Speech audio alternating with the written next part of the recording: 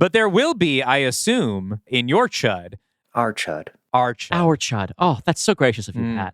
Thank you. Yes. And it is because we will be getting a significant portion of the box office return. Of course, yeah. In 2017, Universal Studios announced the birth of a new shared universe of monster movies, bringing their classic horror icons into the contemporary franchise film landscape. But after the critical and financial failure of its first installment, the project was indefinitely abandoned. Now, in 2025, the powers that be have called upon one pulp horror devotee and one snarky film critic to unearth the concept. I'm Dylan Roth. And I'm Dalton DeShane. Are you afraid of the dark universe? Welcome to Are You Afraid of the Dark Universe, the podcast where we try to resurrect Universal's failed universe of monster movies, one pitch at a time. I am your super Terranian host, Dylan Roth. And I am your C.H.U.D. host, Dalton DeShane. And together, we are building out a cinematic universe to rival the MCU. Dalton, how you doing, buddy? I got to start coming up with also little intros for whatever cat is on my lap when we start recording. We really need to get the cat cam going, I think, in the new studio. We got Holly on. Well, now we've got a 3-camera setup now. We have a master shot that I believe that Holly will show up. Holly will be in there. I was going to say, well, you set it up, so I'm not, I didn't check for cat let's framing. Make sure that your lap is in there so people can see the cats. If we did have a cat cam, it would basically be a camera just pointed at my crotch for the entire recording, because that's where they tend to go. And I mean, pluses and minuses to that approach. Whatever brings in the Patreon dollars, Whatever frankly. brings in the Patreon. It would mean I would have to start wearing pants while we record. Yeah, that would be a trial. Right now, you're basically just wearing a cat and a nice cozy sweater. That's right. And a hat. And a Mothman hat. Now and then, we throw open the doors of our studio to invite our favorite storytellers to plumb the depths of the Universal catalog or classic horror cinema and pitch their own Dark Universe remake. And today we have my cat, Holly. Holly is going to pitch another Cat People. Cat People 2. I told her that you already did All cats, no people. Our guest this week is a journalist, video essayist, and producer. You may recognize him as the voice of Phil in our most recent Dark Universe holiday special. According to his wiki page, he is strong and loves to fuck. Please welcome Patrick Gill. This is the tough thing about being on the internet is I think that was a response to a Jackbox prompt for a video, and it still fucking follows me. I'm so glad everywhere I go. That's so nice that someone wrote that about you. Yeah. And somewhere they went on the record to make sure people knew that about you. That's really nice. It's all lies. Okay. Well, I'm extremely weak, and whether or not I like it, I guess, is kind of up in the air. Okay. Well, thank you for setting the record straight here on our show. We were the show. Let's get the that citation finally, going. Yes. I think the goal of every creative podcast that makes up fake movies should be to be cited on as many different wikis as possible, breaking stories about how much our guests do or don't like to fuck. And of course, that segues us into our usual segment, How Much Do You Like to Fuck?, where we go around the horn and each give a kind of 1 to 10 rating. Okay. Now, this, of course, as we know, people keep track of these metrics, episode to episode. Yeah, they change because it's always in the moment. It depends, right? But yes, thank you for coming by and for picking a banger of a film. Although the look on your face, for those of you who are listening to the program, there was a sort of I don't know, a wan smile is the right term at the mention of this being a banger, and I tend to agree. I think that much of this movie is good, and yet the movie on the whole is not good. Yeah. Well, it stinks. Yeah. Well, we'll get it. Here's the thing.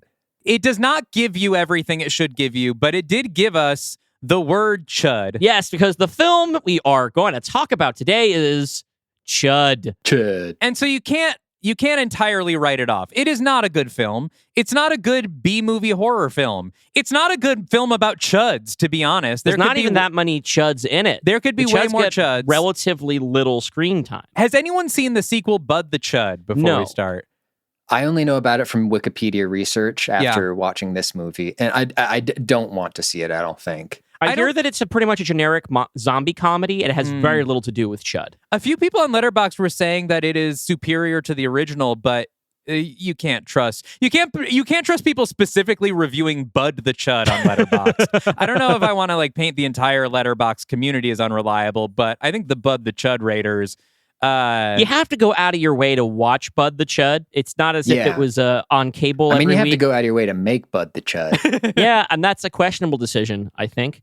But let's focus our attention here on the original C.H.U.D. Before we go into the movie, sorry to stop the momentum. I just know that we often, sort of like to ease into things with our guest. Right. We should ask, Patrick, how did you come to find C.H.U.D. in your life? Give us your C.H.U.D. history. What is... Yeah. Give us your little C.H.U.D. C.H.U.D. story. bio. Yeah. I don't even know how I learned about C.H.U.D. C.H.U.D. feels like the kind of movie that I would have heard about in undergrad at my state college. The first time you meet like a weird guy, a kind of weird guy who has seen movies that you haven't seen. And he's like, oh, you got to see Jesus Christ Vampire Hunter. And that guy mentions C.H.U.D. And then you don't watch C.H.U.D. until Netflix comes out and you have them send you the DVD of C.H.U.D. And I think, actually now that I've said that, I think that is the first time I saw C.H.U.D. was like on DVD from Netflix, just because they had everything and I wanted to see it. It was the first time in our lives as viewers that there was like this really easy position of like, fuck it, I'll watch whatever. I'm already paying for it. It's very commonplace now to the extent that it's become like you become paralyzed with choice. But then you see the menu, you're like, yeah, C.H.U.D., let's go. I feel like the new generation is going to discover C.H.U.D. on Tubi. I think this is definitely like a late night Tubi watch. A Tubi gem. We've talked about Tubi gems on this show. I think C.H.U.D. would be C.H.U.D., I'd a say comparative that feels Tubi like gem. a Tubi gem. Yeah. Yeah. Yeah. It's one of those movies you put on and you go, oh shit, John Hurd's in this? Yes. Yeah. Fun fact, this movie features 2 consecutive commanding officers of the Battlestar Pegasus. John Hurd, for one episode of Battlestar, is the chief engineer who gets promoted to the captain of the Pegasus. He takes over because all of the previous commanders have been murdered, including one other guy who's in this movie, Graham Beckel, who plays the raving knife guy. He plays The raving Colonel knife Fisk. guy was great. He plays Colonel Fisk, who was the previous murdered commander of the Battlestar Pegasus. Patrick, do you know what he's talking about? No idea, but Me I know the neither. guys in C.H.U.D. I know the raving knife guy. I'll tell you who else is in this in a role where he has one line as a cop who tells his captain, oh, come on, buddy, is Michael O'Hare, who later plays Commander John Sinclair on the first season of Babylon 5 before retiring from the show for mental health reasons. So this is really a stacked cast. I'm in a generous mood today, so I'm not going to cut all that out. That will make it into the final cut, but... Well, while we're leaving things in the episode, is the come on guy the same guy who was in the movie Stone Cold as the partner of Bruce Bosworth or whatever the huge football player guy in Stone Cold? I don't know. I've never seen Stone Cold. I'm only familiar. Fuck! I wish I was a horror movie so we could have done that. I'm only familiar with the Steve Austin variety. Well, while you're doing all the sci-fi connections and Patrick, you're doing Stone Cold, I'll shout out the cop that plays Chevy Chase's coworker in Christmas Vacation. He is also in this movie.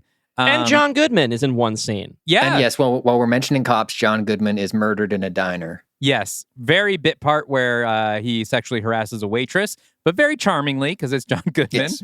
And it's the 80s, and back then it's impossible to tell the difference between sexual harassment and flirting. Yes. Yeah. That's right. Nobody knew. They hadn't invented HR yet. Now, we are here for the Dark Universe. Yes. Patrick, I do want to welcome you to the Dark Universe. You're among very esteemed cohorts. This is a multi-billion-dollar franchise at this point. Yeah, this is the big break for all of us, frankly. But we do want to check sort of your credentials here. What, if any, history with the Universal Monsters do you have? Do you have any kind of special attachment to them, or is it a blind spot for you? I'm trying to think if I have strong feelings about any of the Universal Monsters. That sounds like a no. I think my biggest thing with the Universal Monsters is I adore calling them all by their names pluralized. So I think it's great to call, an undead homunculus, a Frankenstein, and multiple of them Frankensteins. Sure, I think right. Dracula. This guy turned me into a Dracula, or I'm being attacked by Draculas. We get a lot of mileage out of Draculas in the Dark Universe. Our Invisible Man character, who is portrayed in our imaginary films by John C. Reilly, only ever refers to plural vampires as Draculas, despite actually being acquainted with the actual Dracula. Yeah. Wolfman's? That's a fun Wolfman's is pretty good. Yes, Wolfman's or Men's. I don't think I watched these movies growing up, but I love the absolute death grip they have on the cultural unconscious, subconscious, both of them. I love just like having what feels like it should be a completely public domain monster, just a set of public domain monsters who aren't actually public domain, depending on their portrayal, I guess. Yeah. Definitely. We wish they were a little bit more public domain, if we're being honest. Yeah, for our own personal That would be purposes. really handy. Creature from the Black Lagoons. I think that's a good one, too. Are you a horror fan in general? I assume if you've seen C.H.U.D, like, I don't think the casual horror fan is seeking out C.H.U.D even on Netflix in college, but, like, do you consider yourself a horror person in general? Also, no, not really. But I do like, I specifically do really like monster movies. Okay. So I guess yes to monster horror, no to like slasher or like psychological horror. Usually it's just like there needs to be some sort of creature in it. You're like a goopy guy. I love a goopy guy. Yeah. I love all of Guillermo del Toro's stuff. I love a nasty bug, and that's why I think when you asked me about a monster or a franchise that would be fun to reboot, I was thinking about the stuff that you've already covered in the Dark Universe, and I was like, then I started thinking about the 80s, and I started thinking about mutants, and I was like, it feels like there aren't a lot of like goopy mutants. Yeah, we don't have a lot of little like critters, Yeah. We haven't yet gotten into Gremlins territory, right? Because now here we have big, scary sci-fi beasties. Yeah. That it is a different brand of monster than we played with in the past. So it's going to be fun to figure out how to make them our own and how you're going to make them your own, Pat. In the Dark Universe. We haven't done a lot of like nuclear-based stuff either. Yeah. Like, I feel like nuclear monsters is a whole subgenre that we really haven't touched. This is our first like nuclear waste specimens. We don't have any toxic Avengers in our Dark Legion. We've done dark magic. We've done like gothic science. But this is a terror of the 20th century that we have not really touched. What have previous guests brought in? Oh, everything from Scott Pilgrim versus the World to we've had like some of the more obvious picks like Dracula's Daughter. The Invisible Woman was done recently. We've done big Hollywood stuff like Jaws. Yeah, we did ghost stories like The Ghost and Mrs. Muir. It's whatever really attracts the attention of our guests, and so you've brought us some goopy little guys. The cannibalistic humanoid underground dwellers. That's right. If We you should will. be clear that C.H.U.D is an acronym. And one of the clumsiest backronyms you can think of. And I like that that's part of the text. That C.H.U.D used to be short for Contamination Hazard Urban Disposal. But in order to cover that up, they came up with the new acronym of Cannibalistic Humanoid Underground Dweller. That part is still confusing to me, that why they thought that was a better cover than just saying, yeah, we're putting shit in the sewers. Yeah. It's shocking when they do say C.H.U.D for the first time. I watched it with the Discord. I'm not supposed to say that. We all paid for it individually and watched it at home and just chatted about it via Discord. But we were all saying C.H.U.D so much in the chat that when a character in the movie said C.H.U.D, whoa! It felt like they were reaching out of the TV screen. Like it was like, it was 4D film. I think that this movie is famous mostly for introducing the word C.H.U.D into our lexicon, though it has changed meanings a number of times. I mean, my first exposure to this would have been just the reference in Homer versus the City of New York. And that's when the C.H.U.Ds came for me. A classic moment. But now, of course, we mainly use C.H.U.Ds to describe shitty Trump conservatives who we wish ill. So Is that a Chapo thing? Did that start with Chapo, or It did they seems just pick like it up? that would Did be it one of their start with things. Chapo?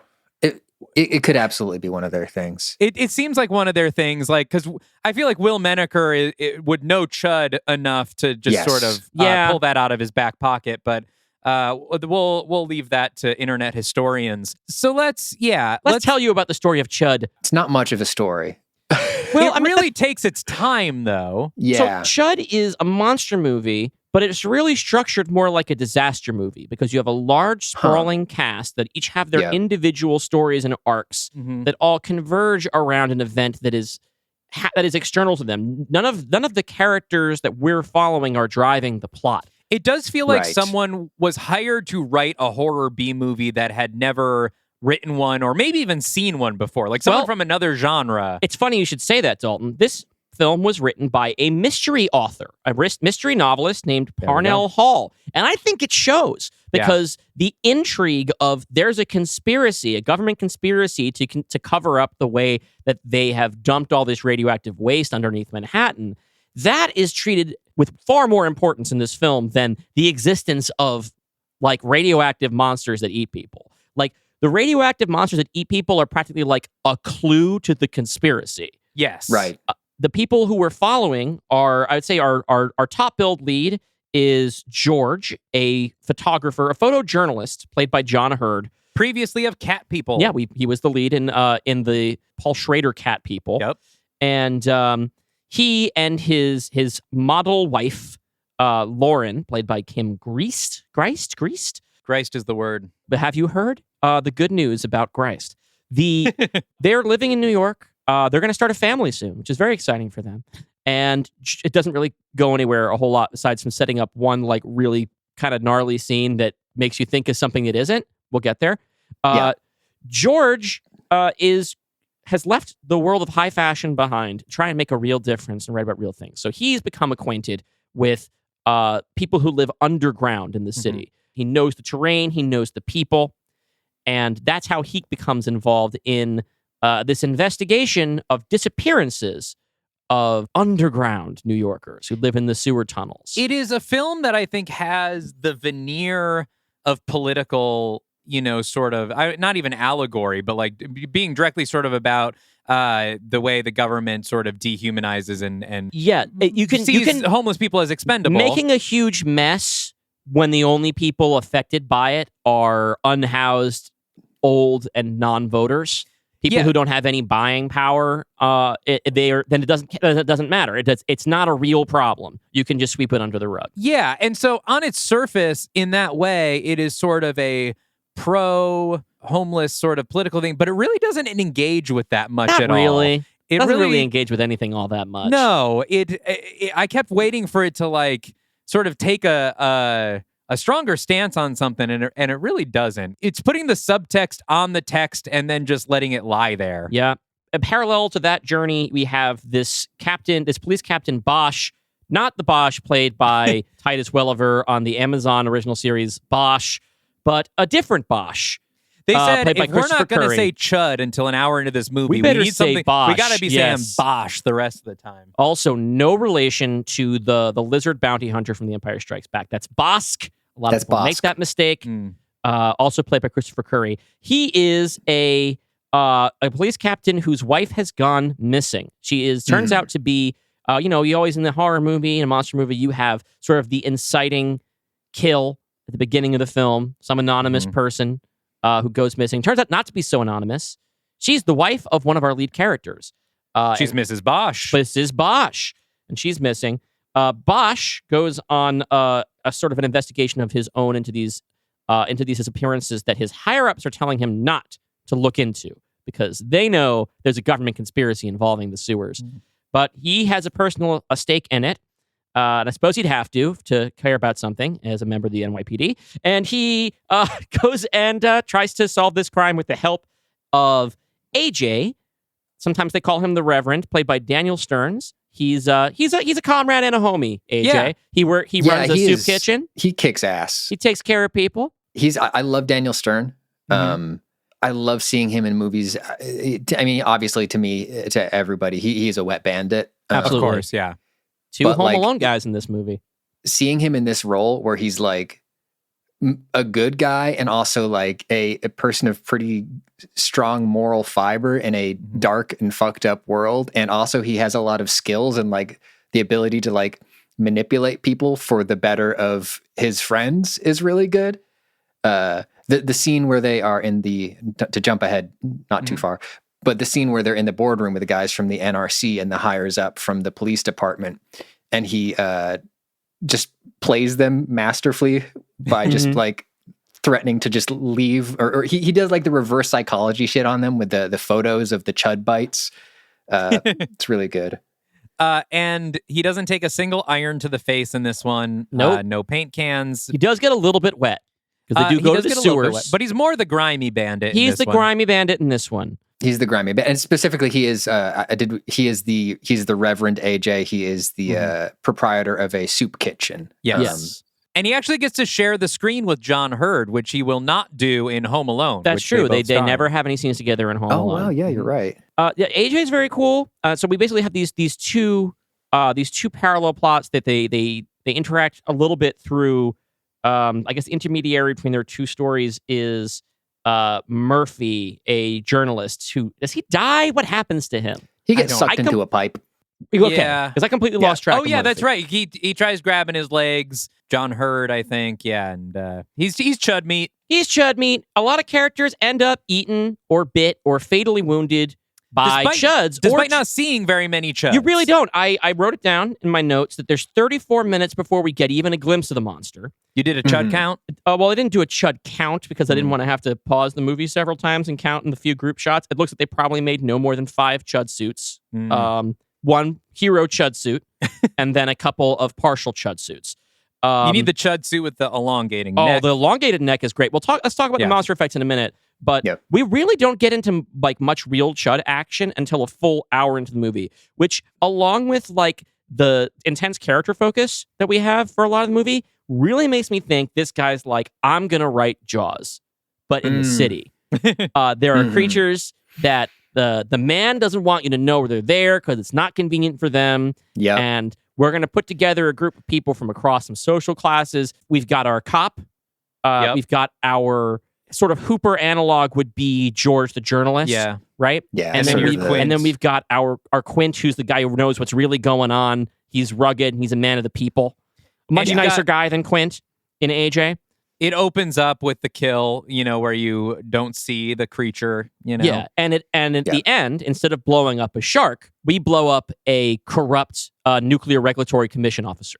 Yes, that's right. And then Daniel Stern turns to the camera and says, "Smile, you son of a bitch." Credits. Have you seen, what's the Peter Weller creature feature that takes place under the sea? Prometheus? There is one of these movies where they go for the "smile, you son of a bitch" line, and it's Peter Weller bobbing up out of the water and saying, "Say ah, motherfucker," and throwing a grenade into the monster's mouth. That goes beyond homage into parody, I guess. Leviathan? Is that it? Leviathan. Fuck, I should have said you Leviathan. had the right number of syllables. Daniel Stern also in Leviathan. What? You're right. He's fantastic in Leviathan too. Wow. Fuck. Yeah, but to talk, that is the parallel that you have there with the Jaws cast is really smart, and I didn't really pick up on that. And I think part of it is just that Daniel Stern is so different from Quint, and I do really like that take on your most knowledgeable guy, like still having anxiety, right? Like he's like still like freaked out by everything that's going on. But there's one particular scene later where like that just highlights again for me how good of a character he is, where they are navigating through the aftermath of a Chud massacre, and George, the photographer character, sees the stuff that has happened to these human bodies and just can't stand up anymore. Yeah. And Daniel Stern, AJ, just like shepherds him through it, and it's like, holy shit, what has this guy seen and been through? I just think he's a really cool character. I like all the characters in this movie. Were we supposed to recognize the corpse that John Hurd got all fucked up about, or was it just that it was nasty? Well, maybe that was Murphy. Okay, because at first I was like, oh, is that I don't think his you'd have to recognize. girlfriend. No. But then she's No. alive, so I don't think you'd have to No. recognize it to be sick. And I almost like that better if we don't know who it is. But Pat, do you have an inkling on this? Yeah, I think it's just like he is in awe of the ferocity, because it's like that is like a full regulatory team down there. I think that's like the Marines and the nuclear scientist guys down there. It's just all of them just completely ripped into shreds and scattered all over the room. Good gore effects. the New York Chudsaw Massacre. Yeah. But this is a pretty empathetic movie all around. Like I felt they dedicate a lot of time to getting to know these characters' lives. Mhm. The relationship between George and I'm trying to remember her name. George Lauren. has a genuine affinity for the homeless people he knows He down does, there, right. you know, and is like very genuinely concerned and like for them and treats them as equals, which shouldn't be a surprising thing, but for a film in the 80s. Yeah, but it's just, like, maybe it was the kind of thing where we're dealing with like it's progressive enough and it's at its face that like none of, with the exception, I guess, of Raving Knife Guy, played by Colonel Jack Fisk of the Battlestar Pegasus. Mm-hmm. These are mostly like, no, they're just people who are living down there because that's the conditions of that. It's not like you don't figure, oh, what's wrong with this person that they're down there. It's like, no, she's just there. She's like kind of fucking normal, right? Yeah. And I like the way that kind of all the characters have specificity and authenticity to them. Mm-hmm. Yeah. That's where I think the movie was working for me the most. To be honest, I kind of was disappointed with the movie once it shifted into horror mode. I almost felt like this is, you know how like early on in the run of our show, Dalton, there'd be problems where like I'm supposed to write a horror movie, but it's clear I'm not that interested in the horror movie part of the horror movie, and I found something else that I want to write about. Yeah. That's what most of this is. And like once we get into like the horror action plot of it, it's like, okay, we've got some good gore. I like the creature effects, but like the movie as a whole, it just kind of loses most of its charm and momentum. And I don't think it's nearly as good in the final third. Like I kind of think it's like kind of a good movie for the first hour, and then it becomes very hollow to me. I think, it doesn't go far enough in either direction. Like, I think, yes, the character dynamics are good, but I think, the plot they're sort of circling around also doesn't really feel engaging enough. And so I think it's riding a line and not really, it's half-assing two things. Yeah. And not really whole-assing anything. And so it kind of ends up being an unsatisfying creature flick and also an unsatisfying character-driven mystery. And even by the end, the movie kind of forgets about the Chuds. Like once the NRC is sort of identified as the villains, like they don't actually take care of the Chud problem. Well, do I they? guess we're meant to assume that the gas is going to kill the Chuds. But that's the thing. We're meant to assume. Like, the climax of the movie is the confrontation with the NRC guy who's trying to cover up the disaster that created the Chuds. He's the real villain of the movie. There's almost a sense that like the Chuds are scary and they bite you and they got weird necks and they're bad, right? They're bad, but in a way that a wild animal is bad. They're not the villains of the piece. But it ends they're up being the disaster. A little unsatisfying because the Chuds are like coming up to like George's girlfriend's like fourth floor apartment or whatever and like trying to kill her. So the Chuds are a problem that needs to be addressed. And we're just sort of left at, well, the NRC is gone, so the movie's over. Yep. And it's like, well, are the Chuds still on the loose? Do we still have to do something about this? We don't, but we don't. The movie does not really care about resolving the Chud problem. The movie cares about resolving the corruption that led to the Chud problem. And you know what? I kind of have to get behind a movie that's interested in solving the causes of problems and not just the symptoms of problems. This movie was made. This is an American film. I can't believe it. I don't know. I was disappointed in the Chuds themselves, I would say, and I hope that we can do better when it's our turn. But they look gnarly. They do. Let's talk. They look gnarly. They're really goopy. Their physiology is confusing in a fun way, where it's like we were saying earlier. At one point, one of them will just start stretching its neck out. I don't know what the idea behind that was. It just makes it easier to sever. Really. I don't mind not knowing, I guess, because like these are radioactive monsters in your classic 1960s comic book style. That basically means you can do whatever you want. Yeah, the movie also... No one knows how radiation works, apparently. The movie also has no interest in explaining the CHUDs to us. Like you said, like, why does its neck stretch? At one point, the guy who had been bitten turns into a CHUD. So it's like, is CHUD like a zombie virus? I thought it was that because he had been sick the whole time. I thought it was the radiation was turning him into a CHUD. Well, presumably the CHUDs are people, right? Yeah. That got mutated. Why are some people affected by CHUD syndrome and some people are not? Did the bite have any... Like, and it doesn't need to address these things, right? No. Right. Horror is often better when it leaves stuff to the imagination, but it also feels like the movie doesn't really care. It's just like, look, you got your CHUDs. Let me talk about this energy thing. It's the thing that hearing you talk about the way the movie sort of falls off. I feel like one of the problems with CHUD is that your understanding of the CHUD situation never evolves, right? Mm-hmm. Like the scene where they find the underground waste is not a revelation in any way because, one of the first things that happens is when they go underground, they find a Geiger counter and it goes insane. Mm-hmm. So it's like, okay, this is a radiation problem. And the NRC is involved, and we already know that. So it is going to be they have radioactive waste in these sewers. Like there are no red herrings. There are no like false conclusions that you can reach before you finally see a pile of nuclear waste sitting in the sewers. And I wish that there was. I wish that they leaned a little more hard on the mystery. Yeah, because that makes it just kind of like not a good mystery, which we're starting to lose like genres of movie that this can be good at. Right? We talked about the drama doesn't fully work, the monster horror doesn't really work, and now we're like, well, yeah, there's not really a mystery. Like it's almost like a how catch 'em, right? Where it's like from the beginning the problem is there's a bunch of nuclear waste at the bottom. How are we going to make sure this guy pays for it? And so you have this cop and this journalist, and ultimately the skills of the journalists trying to solve the problem were not as effective as shooting that guy in the head while he's driving. So even as a how van. catch 'em, it's not effective because the how catch 'em is stumble around the sewers for 15 to 20 minutes and then shoot a car. Yeah. I do want to say it definitely seems to be the thesis of CHUD the movie, and not me, Dalton Deshane, and definitely not anyone on this podcast, that the way to solve most problems is find the person with the most power and shoot them in the head. That's what CHUD is saying. That is what the film CHUD is saying. We're not here to add our thumbs up or thumbs down to that thesis. It's not up to me to say whether the film is right or not, but it is saying you find the root cause of the problem and you shoot him in the motherfucking head, and your problem is solved, and then the movie gets to end, and that's what CHUD is saying. That's what CHUD's really about.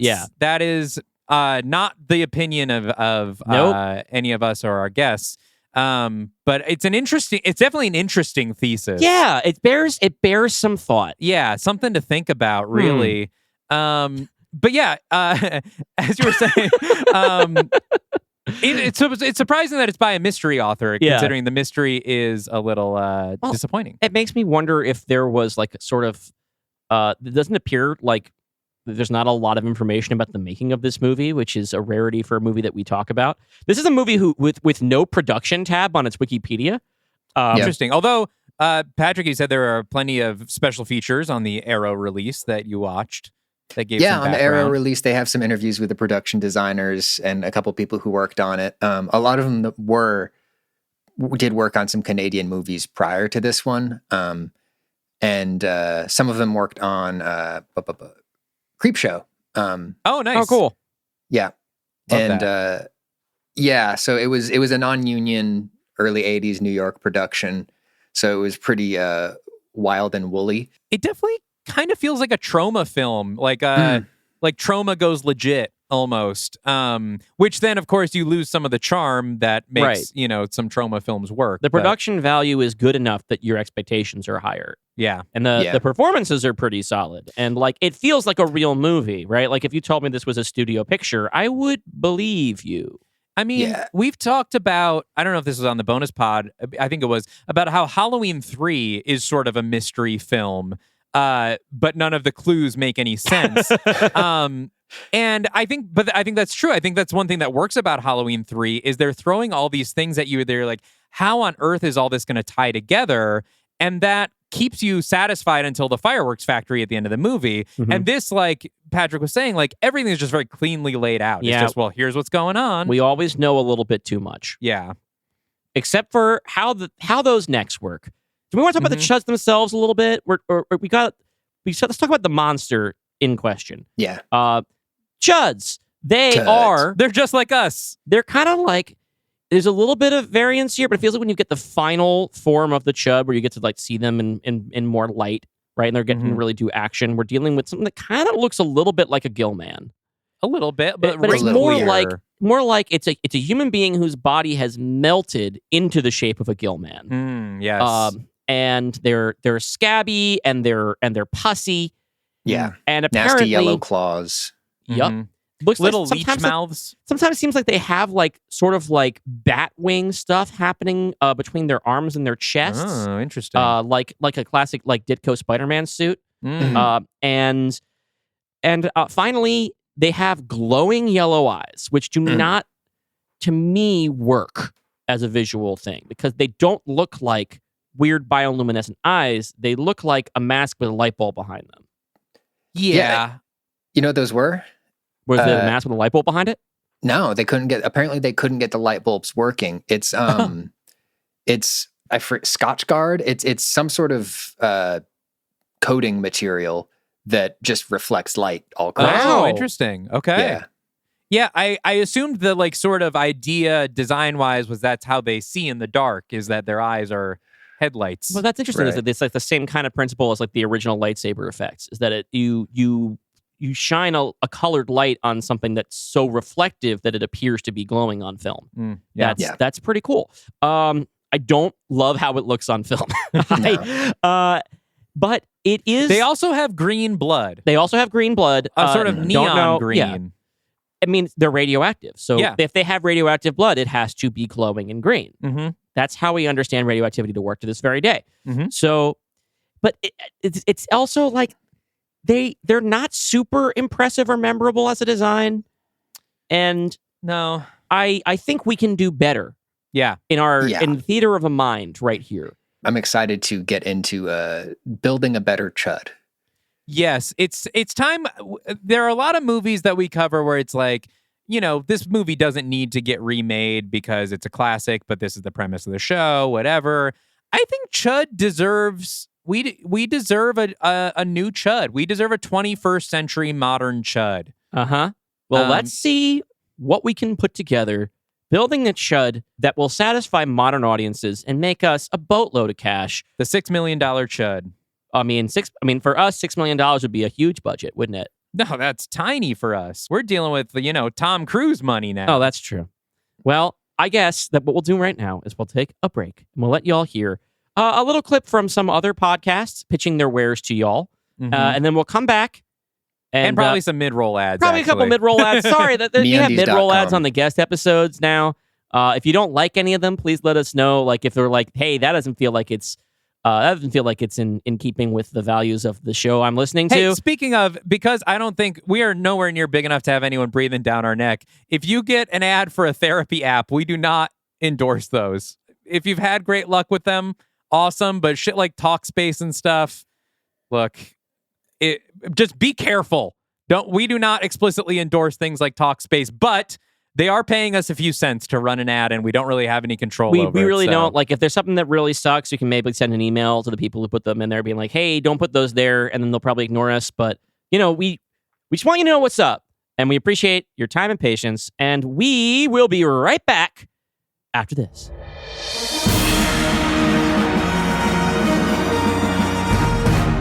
I'm Tom Zalatni. And I'm Tefera Jemian. And we're the hosts of the No Bad Food podcast. No Bad Food is a show about great food and the people who love to make and eat it. Our mandate is simple: to explore, taste, and learn about food in ways that celebrate all the things that make it great. Every week we dig into a different dish, meal, ingredient, cuisine, or piece of food media, exploring the history and culture around it, sharing favorite recipes, and learning from our wonderful guests. The only rule? You gotta love it. After all, there's no such thing as bad food. Find us in the Pod Cavern or wherever fine podcasts are sold.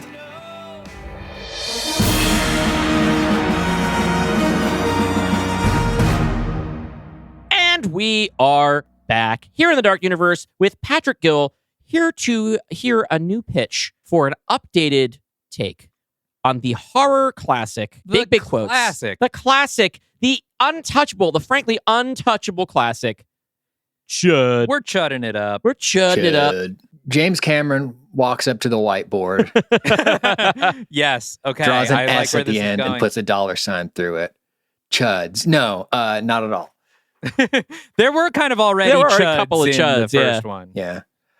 I think, and I'm fully aware that the movie I'm about to pitch is just Shin Godzilla, but that's what I want. Please. Yeah. We need Shin Godzilla in the Dark Universe for sure. I want Anno, right? Like, I want this to be, when I picture the C.H.U.D that I want to see, it's this with the same sort of like brutal editing style that Anno brought to the Shin Godzilla films, and the Kamen Rider as well. But like the kind of movie that would have the courage to just like show the, a cop going into the diner, a C.H.U.D coming into the window, and then just cutting to the absolutely blood-soaked exterior of the diner, which was one of my favorite sets in C.H.U.D, was when they show the aftermath of the C.H.U.D attack at the diner, and it's just blood pouring out of the windows of this place. Like, something awful happened in there. And that's what I want more of in my C.H.U.D, is just this procedural, this C.H.U.D problem is happening and it is evolving, and we need to find out how to stop it. Yeah, for anybody listening who's not familiar with Shin Godzilla, this is a fairly recent Godzilla film. 2016? 2016 sounds right for Shin Godzilla. Yeah, 2016. And that it is a sort of very dry and nuts and bolts political drama / horror film about focusing on the government's response to a Godzilla attack. You're basically cutting between the most gnarly Godzilla action you have ever seen, and then a bunch of people in suits being like, well, we got to schedule a meeting about this. Yes, you have these scenes of that's kind of playing at the lunacy of like horrible shit is happening right now. People's lives are in danger of being killed right now. And what we're arguing about is like what meeting room we're going to use in order to solve the problem. So it's whose budget is this going to come from? Yeah, it's like half the day after and half in the loop. It's crazy. It's a really interesting movie. Love it. And I think it would be interesting this would be great. Yeah, to do that in New York City and like have it almost be a commentary on the Adams administration, just like total. I mean, or New York City government in general is just complete dipshit mode chaos, Yeah. And so, yeah, to have like, I think also maybe keeping the idea of like the chief of police's wife is taken, except this chief of police is still like, well, you don't want me to send my men down there, do you? Like, wait, that's overtime, and who's paying for that? Yeah, the ways that we can really make this about modern New York in as cynically a way possible is to play up the idea of there is a present and urgent danger to the public, but confronting it would require some selflessness out of the NYPD, and they don't want to do that. Absolutely. There's absolutely going to be a shot of a cop holding onto his vest like this as somebody gets mauled by a C.H.U.D. Playing Candy Crush. Yeah, playing Candy Crush on the subway platform while the C.H.U.Ds like run rampant. Well, there is already that scene in this movie when Bosch puts a tail on our journalist character, and he sees the journalist. He sees, what's his name, Doug, and the moment he sees our protagonist go down into the dark of the subway, he goes, I guess I lost him. This is the guy who looks like uncannily like Ryan Gosling, right? There's a guy, the tail, one of the tails they put on somebody, he's wearing sunglasses, he's got like the Ryan Gosling hairdo. That's the EPA guy. That's the EPA guy. Okay. He looks startlingly the guy like who Ryan takes Gosling the coin in, like, away from Drive. Daniel Stern and puts it in his mouth. Daniel Stern is about to put a quarter into a phone booth, and this guy with like this like absolute like stunning levels of riz for a character with no lines in this film, just like grabs the coin, puts it in his mouth, smiles, and the whole thing's done in one shot. He's in profile the whole time. And I'm like, I swear to God, if you told me that was like Ryan Gosling's uncle, who was like briefly an actor in New York and did this role and nothing else, I would believe you. Dressed in Lacoste. This guy could have gone places. Is what You're I'm right. saying. He had the prominent Lacoste alligator. He had on the which I like to think is a loving homage to the film Alligator, which is also a creatures in the sewer, mutant creature in the sewer movie that I don't know if it came out before or after this. I have to imagine the reason why this, despite being a very New York movie that was evidently actually shot in New York, they don't do any, they only make a passing mention to this underground threat affecting the subway, probably because it's expensive to shoot in the subway. Yeah, there isn't really any subway action, but there will be, I assume, in your CHUD. Our CHUD. Our CHUD. Oh, that's so gracious of you, Pat. Thank you. Yes. And it is because we will be getting a significant portion of the box office return. Of course, yeah. Now, do you have an idea for the sort of Godzilla side of things, like what the body horror or the evolution of the CHUDs that you would like to see? Yeah, I'm open to it. I think one of the things that I like about a lot of monster movies is when monsters are evolving. And obviously, when you have the themes of radiation and mutation, it's right there to have the threat constantly evolve. That is one thing that the original movie doesn't do, other than the time shouldn't do. When we see the weird stretchy neck, I want more of that shit, right? Like I want the threat that these things pose to constantly be squirming out from underneath the understanding of the protagonists. Because that's the other thing about the movie as it exists is, right, we talked about there's really not much mystery to the mystery. And there aren't any times that the path that they're on swerves and they're forced to adapt to a new understanding of the threat. It stays as it is. We want that moment where, like, obviously not this exactly this, but like we think we're safe from the CHUDs, but now they know how to open doors. That kind of thing, right? Yeah. Right. Or there's maybe a moment where maybe the CHUD bite does infect you with the radiation, and they don't know that. They think that they have a finite number of people who have been mutated down there. And it turns out the problem is transmissible and has to be contained now before it's too late. Or maybe we go gonzo and like one of them fucking sprouts giant bat wings and starts flying around New York. Like, it all depends on like what is the scale that we're trying to go for. Like in Shin Godzilla, we have the juxtaposition of the very rigid political conversation with just the most hideous Godzilla ever, like turning into increasingly heinous looking, like goopy, fleshy, just like extremely unpleasant to look at monsters that are ridiculous. I mean, you also during the course of the story feel bad for Godzilla for how much he is obviously suffering from just being alive. Yes. Just with all the blood pouring out of his gills and stuff. And that's what I want for my CHUDs. No, but I want like them to. One of the things that just pops in my head now was like the way. What was it? The L that flooded during Katrina? Not Katrina. What was our big Sandy?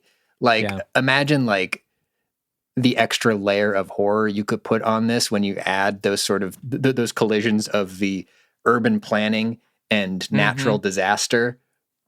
And then so like you've got CHUDs in the water, right? You've got CHUDs evolving to these flooded tunnels. Like that could be really, really, really scary. As with every other film set in New York City, the real villain is Robert Moses. Absolutely. At the end of the day. We should get that guy.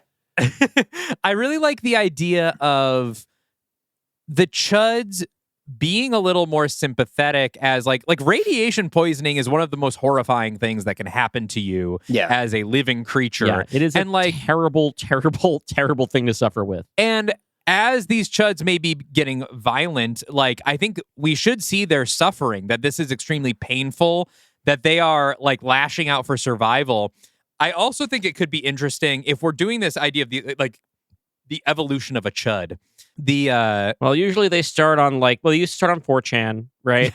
And then from there it kind of evolved into you get black-pilled. The CHUD timeline of like the bimbofied girl then picking up a book. Yeah. No, but I think at the beginning, like it could just appear to be like attacks by homeless people, which then justifies your Eric Adams stand-in to be like, oh, well, we got to sweep the homeless because they're getting violent. They're a danger to our city. And as the story goes on, you find out, oh, they're actually a victim of the city who has done this to them. But you sort of play into that at first of, like, oh, the homeless are the perpetrators here, and then undermine that and show that it's always backwards. It's always the people on top that we can are at play. fault. Yeah, like there's so much willful and a very expensive effort from like right-wing media to paint New York and other left-leaning cities as like chaotic cesspools where you're going to get murdered on the subway and you can't walk the streets, right? And so here's an opportunity for like something does happen down there, right? And that becomes a huge story across media. And whether or not it's anything that it appears to be, much like how like there wasn't really a border crisis, but the Republican media talked enough about there being a border crisis that became an important talking point for like every Democrat running that we have to strengthen the border, when the numbers don't even really indicate that that's an important thing for anybody to do.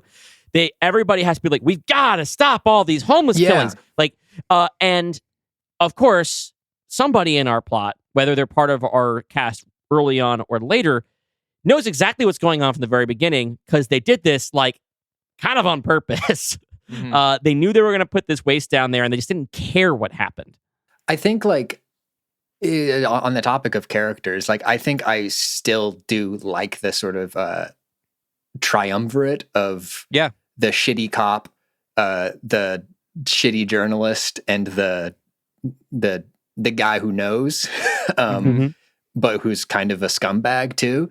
Like, and having that Daniel Stearns type character, whether it's still as a former criminal proprietor of a soup kitchen or an outreach program or something like that. And I think there's even more you can do though with playing up the tension that would exist between him and the cop who he's working with.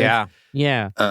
Because that's the thing that they really just sort of gloss right over in this one. There's a scene of them being uncomfortable together, and then they're pretty much buds after that. Yeah. No one really, there's very little in the way of character growth in the original C.H.U.D. Yeah. And I think that, I know I kind of introduced this idea as something that's already in the movie, so I kind of want to tease it out more. And let's play out this sort of class critique / solidarity exercise the way that Jaw does. With Jaw. You know Jaw? The first one was just Jaw. The way that Jaws does, where like you have to demonstrate where these different characters, different sensibilities are approaching this problem in an incomplete way, and the way that they can kind of reckon with each other's value and their own weaknesses in the process of uncovering this conspiracy that's bigger than any of them, right? And that threatens everything that they love equally. Yeah, there's something really like perfect that's already there, but not really dug into a bit. Where it's like, right, like Bosch really only cares and becomes involved because his wife becomes a victim of this thing that he was actively covering up before. George, it is George, right? George the photographer. George the photographer is like a nice and empathetic guy who, works with these homeless people and is there for them, but he's also kind of a tourist, right? Like he's living in a nice converted apartment while they live on the street, and he's like taking photos of them. There's a lot of complexity to the characters that is already there, but there's more stuff that could be done with it as they go on their little adventure of discovery. I think it might be interesting. There's I think one of the better parts of the original is Bosch is investigating, the C.H.U.Ds and stuff, and finds his wife's head.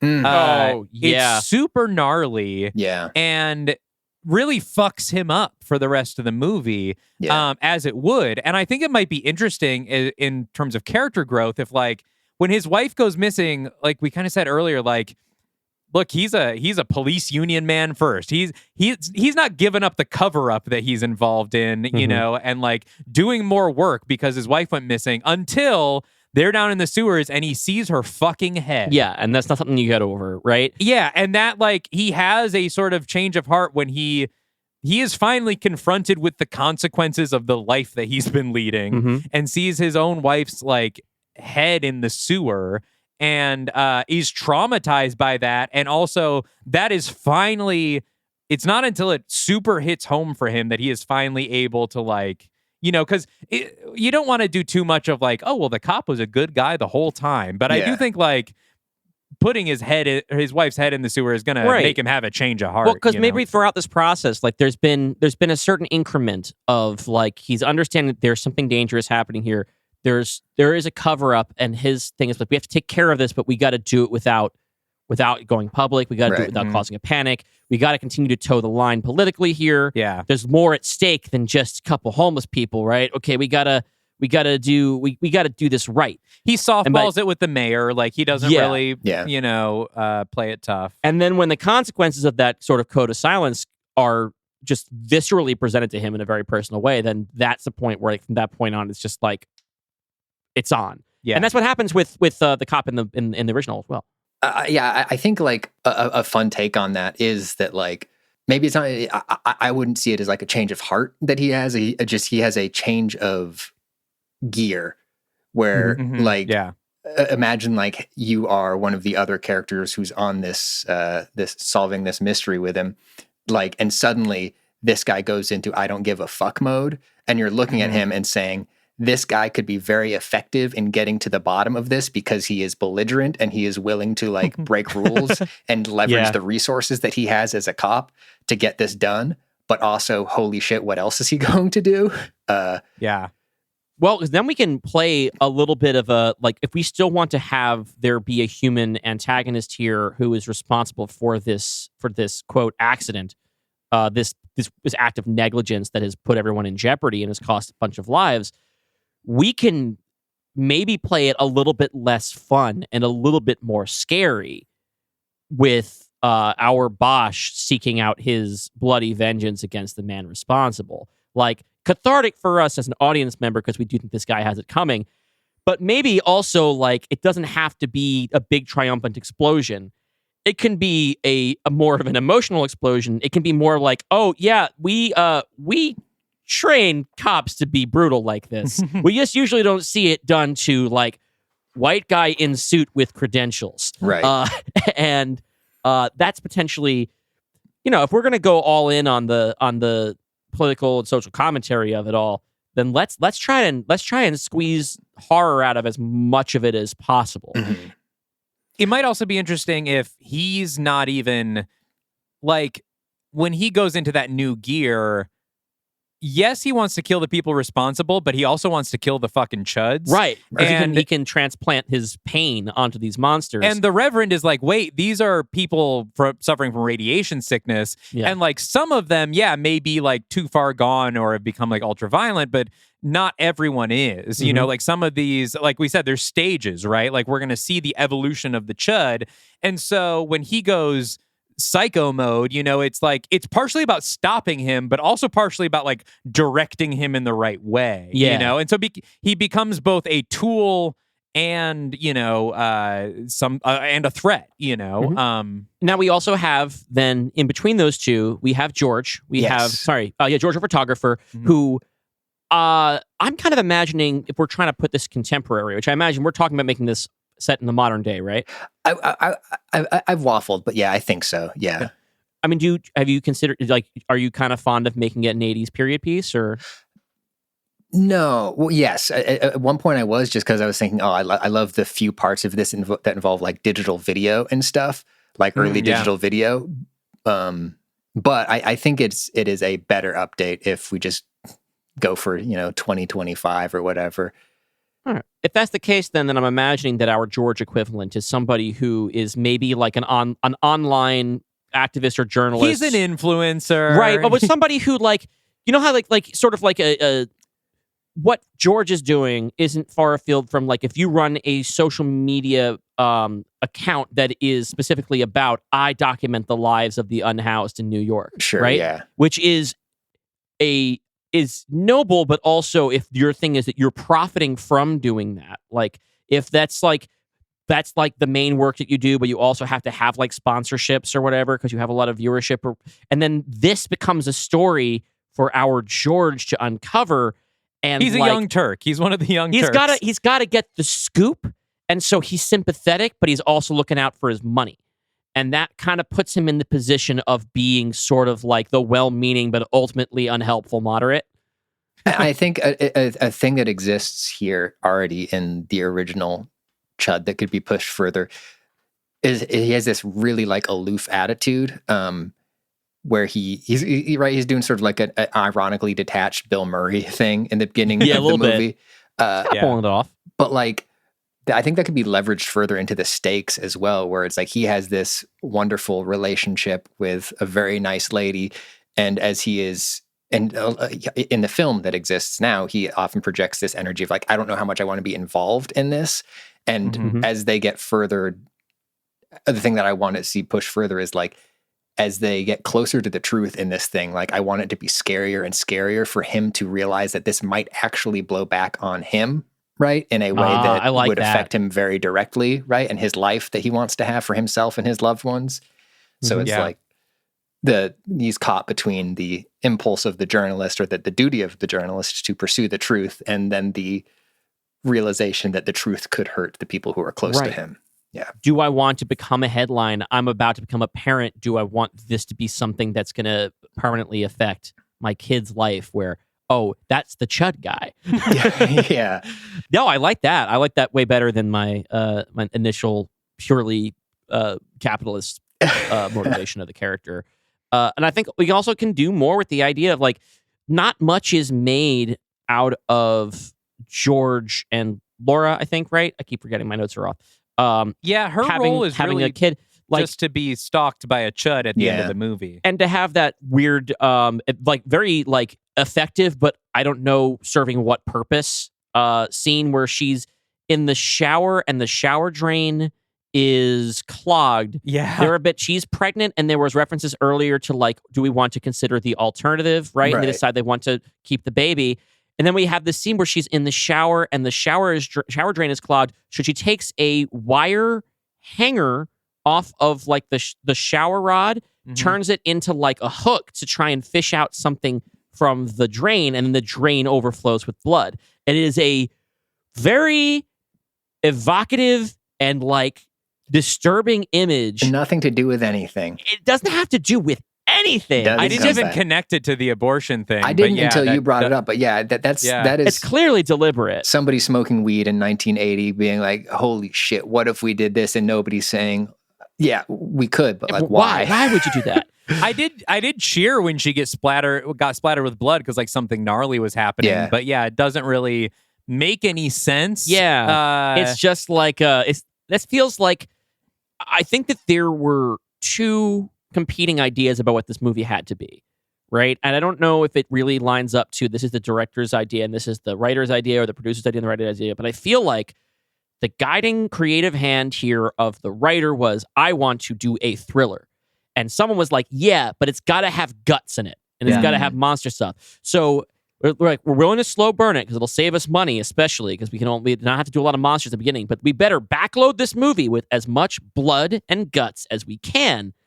And I think that it's so lopsided in that way that moments like that feel like they're just there to be shocking because a horror movie is supposed to be shocking. Yeah. Yes. I think we can play with some of, I was thinking about the blood scene and like, you know, I keep, maybe as the more horror one of the two of us, I keep thinking about the evolution of the C.H.U.Ds and how to make it nasty and body horror. Oh, I think the movie needs more C.H.U.Ds. Yeah, for sure. But I was thinking like when they start becoming like C.H.U.Ds, like their blood being radioactive, right? Like it actually giving radiation burns to people and stuff. Like playing off this idea of like, ooh, I don't want to get touched by this homeless person, you know, like a fear of getting near, like, you know, but in this case, because they are actually spreading the thing that has We made can them sick. play on you that know? impulse to not sit in the subway car where someone's sleeping. Yeah. Stuff like that. The dangerous, and we can the situation on the subway has become dangerous and unacceptable. Yeah. I do think, step like, over a homeless guy. They say they're sending more cops to the subways in response to the CHUD problem, and then the cops just get like, I want a scene where the doors ding open and just all CHUDs come out and swarm the cops on the platform. On the topic of the CHUDs and the CHUD evolution, I think that is like another really fun thematic thing you can do with the journalism is like, not leaning all the way into this thing being about misinformation, but like the way when something happens in New York, you've got that sort of Twitter and you've got Nextdoor and you've got TikTok and you've got all these places where people will say shit that is just completely incorrect about whatever is happening.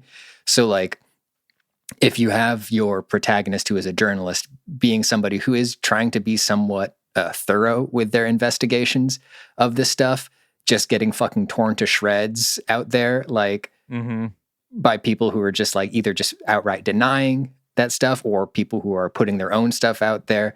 I just remember how fucking annoying it was around the time I left New York, a little bit before. And I have no idea if there were any actual spikes in people getting pushed onto the tracks, but like seeing TikToks and Instagrams about like, oh, I live in New York. I'm too scared to stand near the railroad track until my train comes, and I got to be up against the wall because everyone's too scared. I don't even remember that being a thing. Yeah, frankly.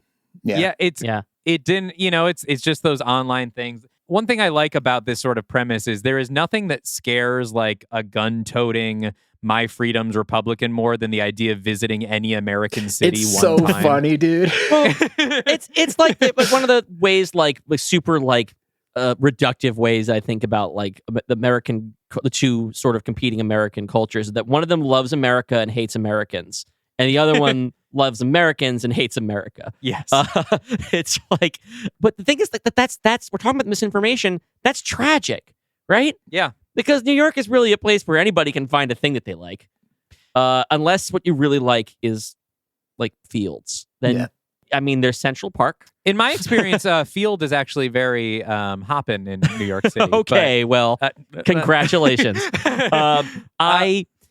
So I think that's interesting. I also think we should, if we want to have gags, which we usually do, we could have somebody responding who lives in LA being like, oh my God, anytime that there's like one CHUD in New York, everybody freaks out like they've never had CHUDs before. Yeah. I do like the idea that like our photographer character, George, like as we said, like he covers things, but he's used to being on the outside of the story. And this is a case where like he's had to debate whether to put himself in harm's way for the CHUDs. And he finally does it.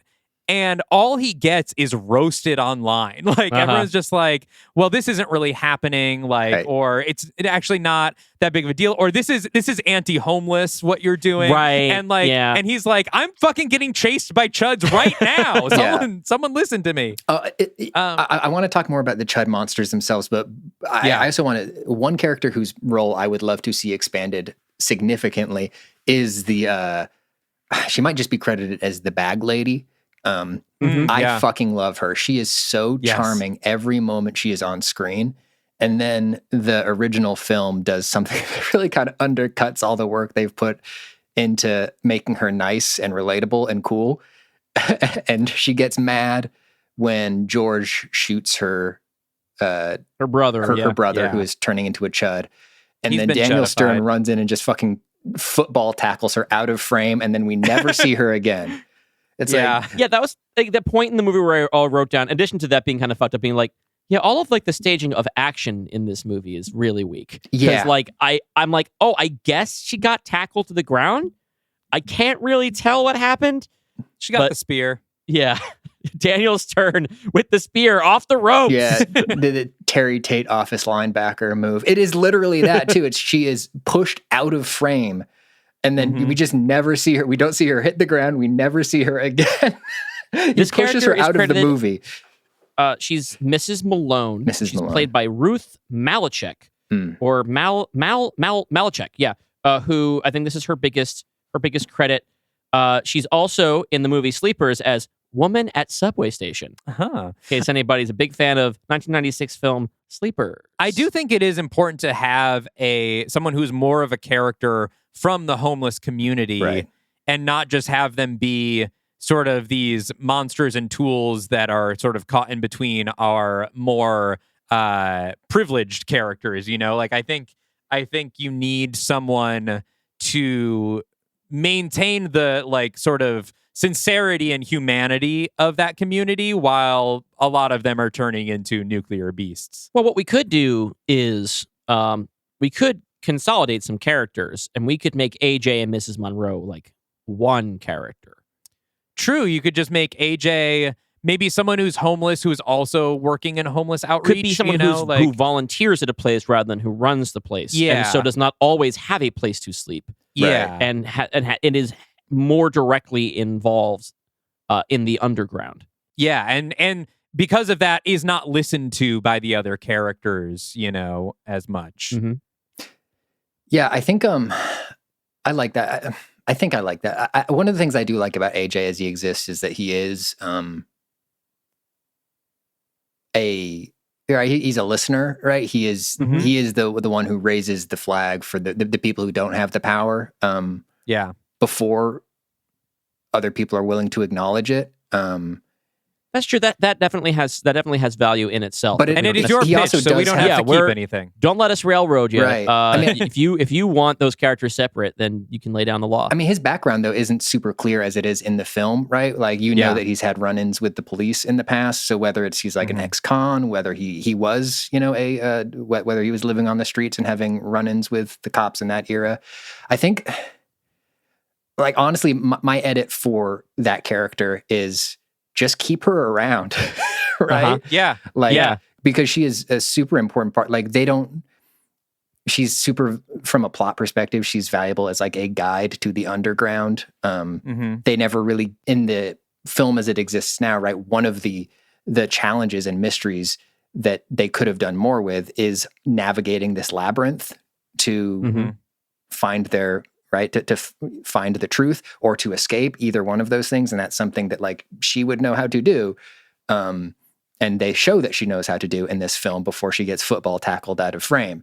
Well, and she would have personal connections with everyone that's becoming a chud, right? Right. She would be there to like, hey, those aren't monsters. That's Frank, and what happened, like to have a real genuine sadness about what has happened to them, instead of just like, let's shoot these freaks, Right. I like that also, like, it expands the spectrum of perspectives that we have in here, where like having skin in the game and being the skin in the game are distinct things. So yeah, okay, that's well argued. AJ and Mrs. Monroe are still two different people. Yeah. I do think we could combine George and Lori into one character. And maybe if we want to play with the idea of this journalist is about to start a family, then like right now the only purpose that Lori serves in the original movie is to be imperiled later on. Yeah. And it doesn't really add a whole lot.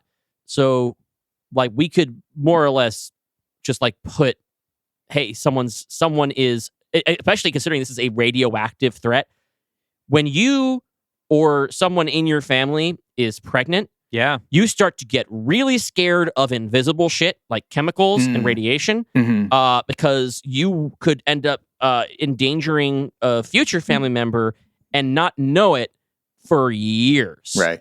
Like you might know right away, or you might not know for a long time, and that shit's really scary. So I think the idea of having somebody who has recently, during the course of this investigation, this increases the stakes for her, right? She got involved in this, investigating this nuclear danger. Then she finds out, oh, I have a cluster of cells growing into a person in my body, and I'm about to walk into a radioactive thing. Can I walk away from this? Is it worth jeopardizing my own family and my own family's future to get to the truth about this? Because no one else is going to do it. I'm needed down there. Am I putting a life in danger other than my own? I really love that, because there is a discussion in the film as it exists where they're trying to decide whether or not they're going to stay in the city after this baby is born. And the idea of having George and Lori be sort of rolled into one person, but having her take be that, we are going to stay here. I'm going to raise this kid in the city. Like, or I don't know, maybe this thing is, the C.H.U.D stuff is like, oh, fuck, I really need to make up my mind about this stuff. And if it can end with them being like, no, it is worth staying here and fighting rather than like getting out.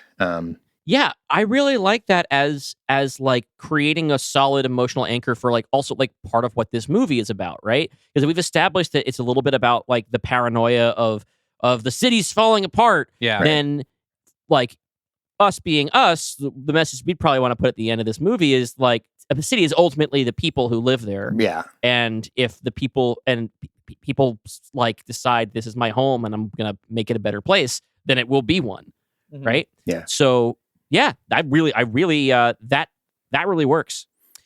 Do we want to cast some of these roles? Let's cast some roles. Yeah, that's fun. I haven't thought about this at all. I the only thing I've been thinking about since this morning was who is the Daniel Stern of 2025? Who is our new Daniel Stern? My mind immediately goes to like people in the "I think you should leave" verse. Oh God, Robinson would be so good. We have never used Tim Robinson. We have not used Tim Robinson, and he hasn't really done like a dramatic role yet. Does he have this in him? Like, I understand that comedy is harder. Yeah, but it doesn't necessarily make you a good dramatic I do actor. think he's at a place currently in my head where I would not be able to look at him without thinking about how funny he is. So yeah, he's on a hot streak. I got to see Friendship so bad. Yeah, I hear it is either amazing or unwatchable depending on your like disposition towards his comedy. So it's going to be amazing. Oh, and also, we're locked in with Hideaki Anno as our director, or do we just want somebody to bring that energy to it? I think Shinji Higuchi. Yeah, I'm open. I'm open there. That's just the energy I was thinking about bringing to it. If you think Paul Greengrass is going to kill it. Paul Greengrass would give a very cool naturalistic vibe to it.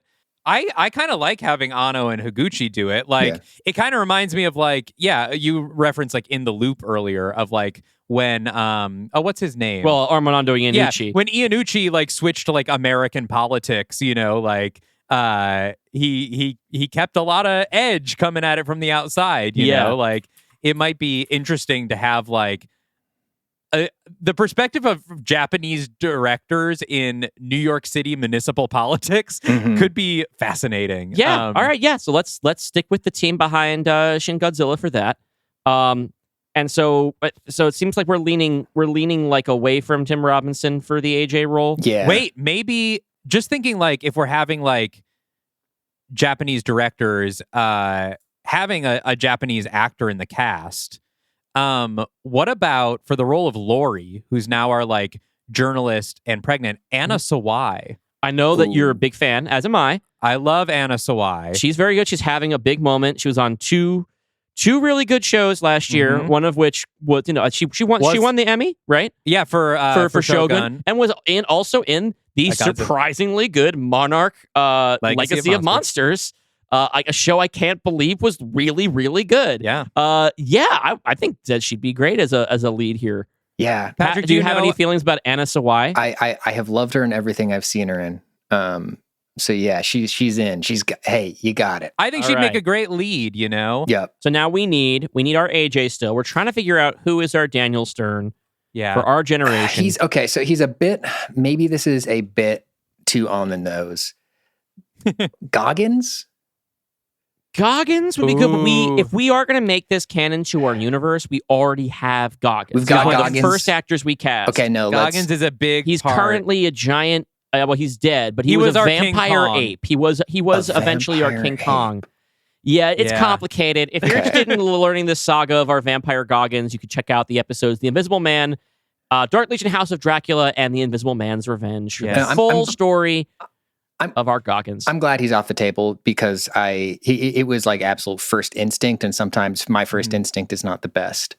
Well, it's funny that I think about what are iconic Daniel Stern roles that have since been recast, and I think the narrator of the new Wonder Years was Don Cheadle, I think, but who to me does not seem like an A to B. Oh yeah, obviously he's the new Daniel Stern. Daniel Stern narrated The Wonder Years? Yeah, he was the voice of the older. Really? Yeah, in hindsight, he was the narrator of Wonder Years. I did not know that. Let me see if I'm remembering correctly. I'm trying to think of a single actor.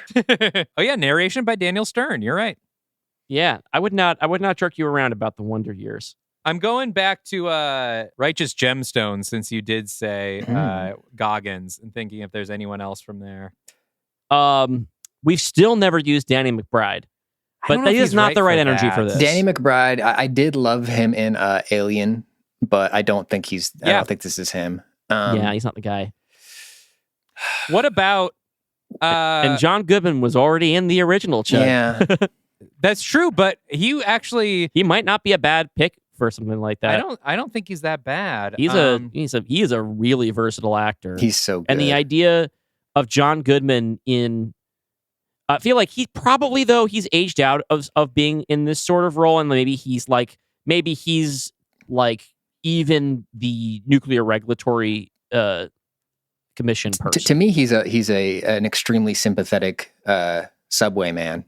Right, like yeah, for sure. Like, we get him to do a cameo because he's in the original. That's right. Yeah, we just get him to do that. Yeah, I was with a lot of money. This is a weird one, but I just watched Renfield. Nicholas Hoult. I don't think we've used Holt, and I could see him in that. Like, he's been playing a lot of assholes recently. Yeah, but he can also be very sweet. Yeah. I think I could see that. I think if we nasty he's got him a up weird bit, face. Yes, that's part of it. He has an interesting face. When you let him grow in a little bit of beard on his face, just like a little bit, like Daniel Stern style, it does make him just like. He dirties up nicely. Man, he loves to get dirty. And I think, I don't think we've ever actually cast Nicholas Hoult. He's been in a number of casting conversations on our show. Mm-hmm. I'd have to check the chart, but I'm pretty sure he's available. He's wide open. Yeah, so that works. So now we just need need our Bosch. And Titus Welliver is already taken. Yes, Titus Welliver is taken. We've already cast Titus Welliver. Having him play the same Bosch as from the TV show Bosch, which I have never seen a second expanding the of. Dark Universe. I haven't been a dad long enough to get into Bosch. Yeah, there. I think there's only been like one season of Bosch or Bosch Legacy or something that's come out since I've been a dad. I haven't gotten caught up. Yeah, all right. So we're looking for somebody who can play sort of our needs to be somebody we believe can do angry, can do he's the man, right? Yes, but somebody who can swing from pathetic to scary. But there's like a real person in there. Yeah, of course, because you always have to go back to like what it is you just watched. Kyle Soller from Andor. Oh, I haven't seen season 2 yet. Okay, well, he's in season 1 too as well. He plays Cyril Karn. Oh, yeah, this is the guy. Stooge, interesting. The Imperial stooge who desperately wants to be like the man. Yeah, I can see that. In the first season, like he's a mall cop who's too good at his job and it ends up ruining his life. Yeah. And then later on, it's like he's involved in counterinsurgency and he's so pathetic. Mm-hmm.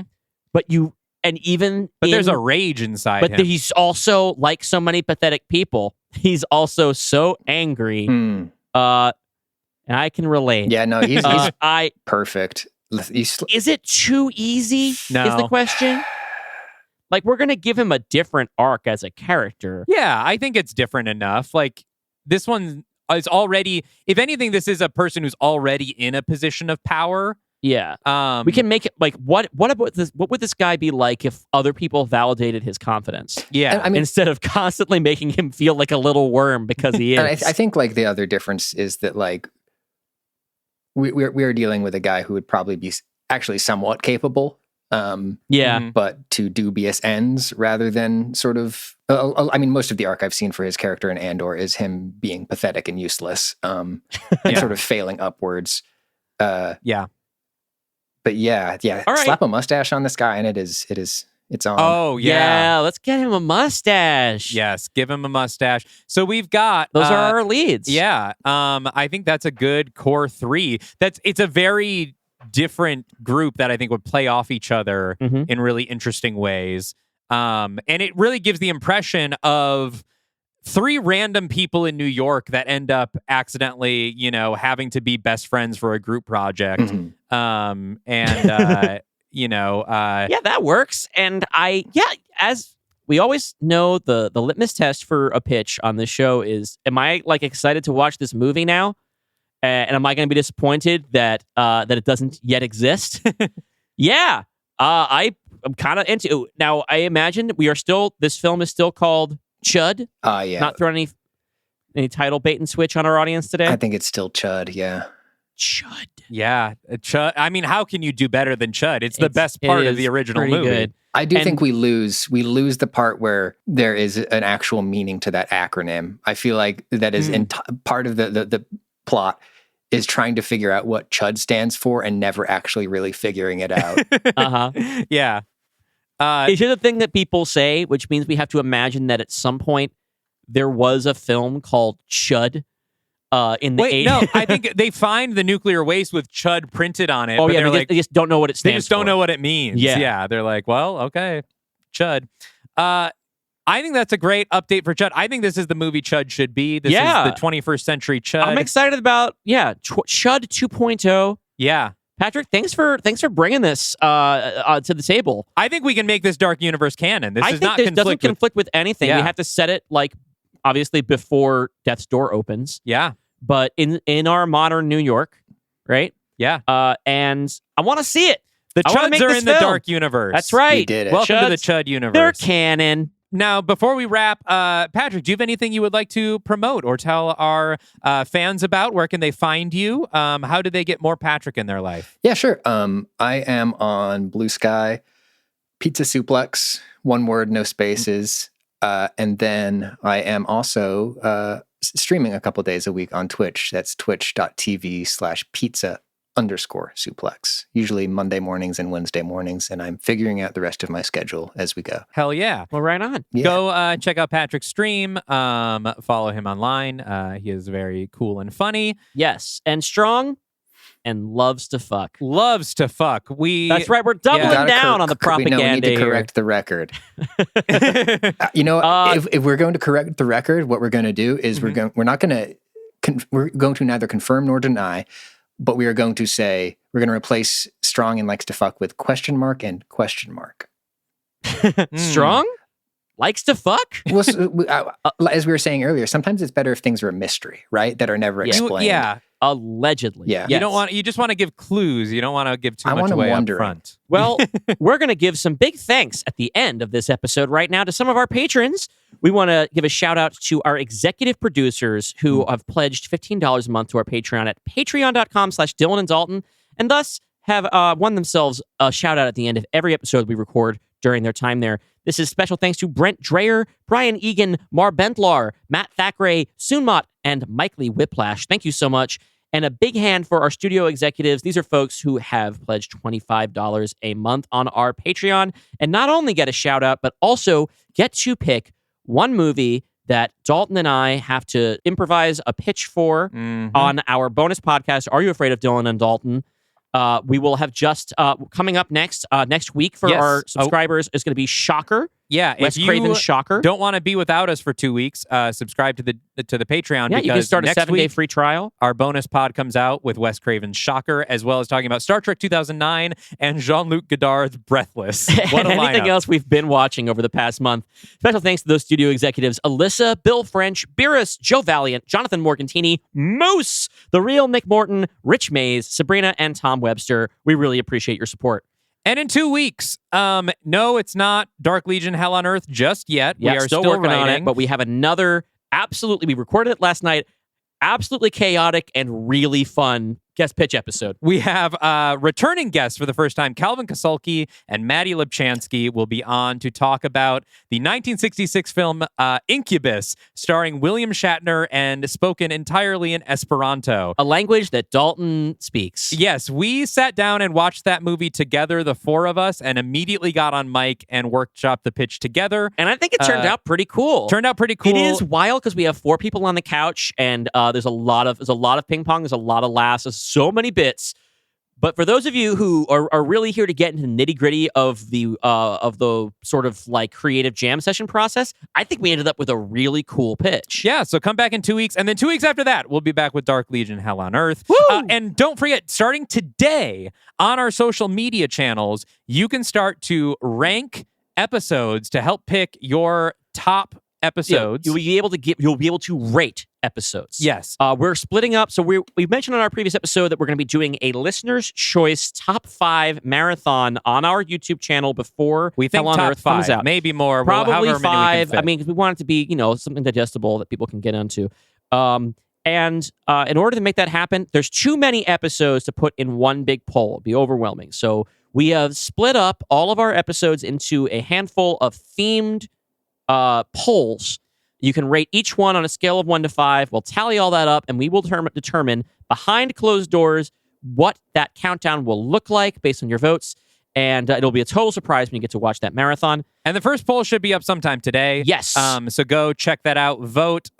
Put in your rankings, your ratings of each episode, and stay tuned as we drop more episodes and we determine the top 5 episodes of Are You Afraid of the Dark Universe? I also want to remind you all, this is the last episode of this show that we'll put out before this happens, that we will be doing a reading of Mystery Men, the Sophie Cut, on the Discord at 1 p.m. Eastern on Memorial Day, Monday, May 26th. I still have to iron out the creases on those conflicting script drafts, but we will read the full previous draft of Mystery Men that we had to trim down significantly in order to make it fit into an episode.